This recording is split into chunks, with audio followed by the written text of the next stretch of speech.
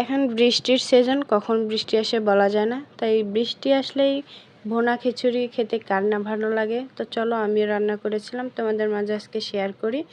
আমি এখানে 3 পট চাল নিয়েছি, আমার পটে 1 পট থেকে একটু বেশি, মোট 1 কেজির মতো চাল নিয়েছি। আর 1 পট আমি মসুরের ডাল নিয়েছি। এগুলো আমি এখন কিছুক্ষণ ভালোভাবে পরিষ্কার পানি দিয়ে ধুয়ে ভিজিয়ে রেখে দিব। এদিকে আমি মাংস নিয়েছি, রসুন বাটা আদা বাটা দিয়ে দিচ্ছি।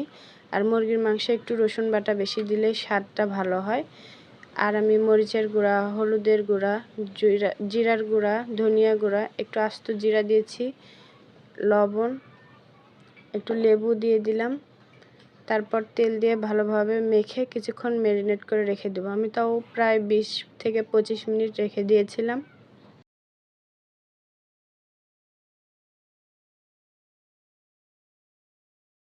এদিকে আমি ফ্রাই প্যানের ভিতর তেল দিয়ে দিচ্ছি।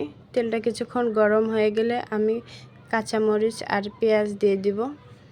কিছুক্ষণ হালকা ভেজে নেব, আমি পুরো লাল লাল করে ভেজে নেব না।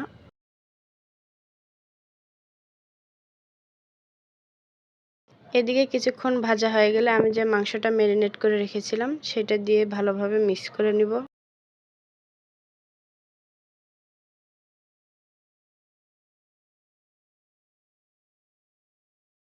ঢাকনা তুলে আমি দেখব কিছুক্ষণ মাংস ভালোভাবে কষিয়ে এভাবে রান্না করব।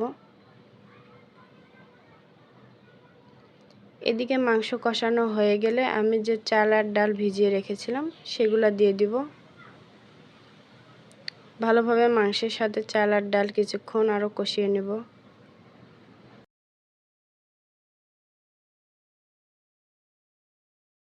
এদিকে আমার যে মুরগির মশলাটা ছিল সেটাও আমি দিয়ে দিচ্ছি।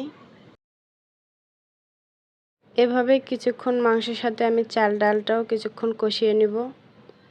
ভালোভাবে কষানো হয়ে গেলে আমি গরম পানি দিয়ে দিচ্ছি। আপনারা সবসময় চেষ্টা করবেন মাংস রান্নাতে বা কোনো খিচুড়ি হোক, যে কোনো রান্নাতে গরম পানি ব্যবহার করার জন্য। আর আমি এখানে লেবু চিপিয়ে দিয়েছিলাম, কারণ লেবু দেওয়ার কারণ একটাই, ভাতটা যেন ঝরঝর হয়, চালটা নরম না হয়, এই জন্য। এ পর্যায়ে আমি কিছুটা কাঁচামরিচ দিয়েছিলাম, তো দেখতেই পাচ্ছেন। বৃষ্টির দিনে খিচুড়ি তোমরা কারা কারা পছন্দ করো অবশ্যই কমেন্টে জানাবা। ধন্যবাদ।